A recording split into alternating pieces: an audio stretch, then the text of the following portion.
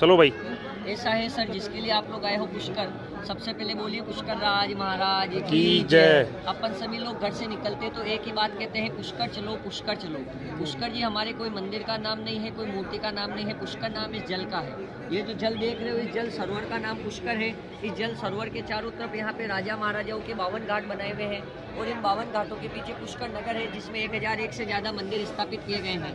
अपने हिंदुओं में सबसे बड़े 3 देवता प्रमुख माने गए हैं, ब्रह्मा विष्णु महेश। ब्रह्मा जी का पृथ्वी लोक पे कोई धाम नहीं है, विष्णु का धाम गया है, शिव का धाम काशी जो बनारस में आता है। जगत पिता ब्रह्मा जी ने पृथ्वी लोक पे धाम बनाने के लिए अपने विचार किया और विष्णु भगवान के सामने प्रकट हुए। विष्णु भगवान क्षीर सागर में शयन कर रहे थे, तब जाके विष्णु भगवान को निंद्रा से उठाया और निंद्रा से उठा के कहा, पृथ्वी लोक पे सभी देवी देवता का धाम है, परंतु मेरा नहीं है।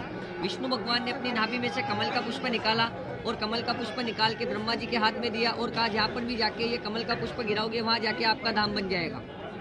ब्रह्मा जी ने अपने 7 पाताल से अपने कमल के हाथों से अपने कमल का पुष्प लिया, ब्रह्मांड के 7 परिक्रमा लगाए और 7 परिक्रमा लगा के कमल का पुष्प सामने गिरा दिया। ये जो ऑरेंज कलर का मंदिर देख रहे हो। अच्छा।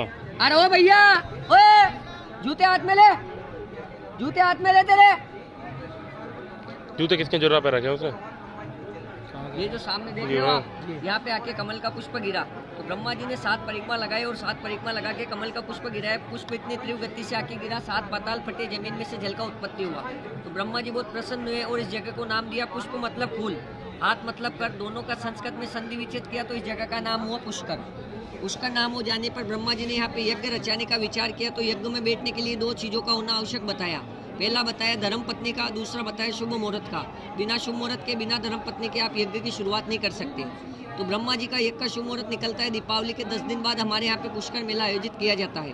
उस समय ब्रह्मा जी का जो दीपावली के 10 दिन बाद कार्तिक एकादशी आती है, उस समय ब्रह्मा जी का शुभ मुहूर्त निकलता है। तो ब्रह्मा जी अपनी पहली पत्नी सावित्री माता को कहते हैं, आप जाइए 16 श्रृंगार करके गाजे बाजे के साथ सज धज के नीचे आ जाइए। ब्रह्मा जी के पुत्र नारद जी होते हैं, नारद जी माता जी को गलत मुहूर्त बताकर आ जाते हैं और ब्रह्मा जी के साथ दूसरा पत्नी विराजमान कर देते हैं।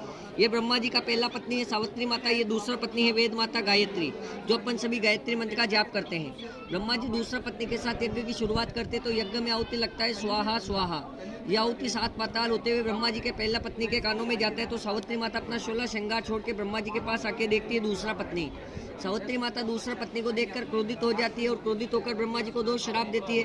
आपने मेरे होते हुए पराई स्त्री के साथ विवाह रचा है, तो मैं आपको श्राप देती हूँ कि संसार भर में पृथ्वी लोक पे आपका एक मंदिर बनेगा, वह मंदिर अपूजनीय होगा। मंदिर मूर्ति में साधु सन्यासी के हाथ से अलावा पूजा अर्चना होगा, उसके अलावा किसी भी गृहस्थी वाले के पूजा अर्चना नहीं होगा। ना आपका पूजा अर्चना किसी गृहस्थी वाले के साथ होगा, ना किसी मंदिर मूर्ति में आपका पूजा अर्चना होगा। अपन सभी देवी देवता का पूजा अर्चना करते, परंतु ब्रह्मा जी का नहीं करते। दूसरा श्राप ये दिया कि जो भी हिंदू लोग होगा, आपके सबसे पहले जल सरोवर की मान्यता के लिए आएगा, यहाँ पे आएगा, जल का छींटा लगाएगा, प्रसाद चढ़ाएगा, फिर यहाँ से मंदिर को जाएगा। इधर यात्री लोग 2 कार्य से आता है।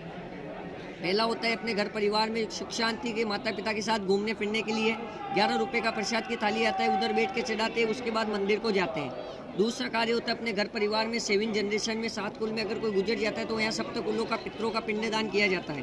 पिंडदान के कार्य से यहाँ पे यात्री लोग आता है।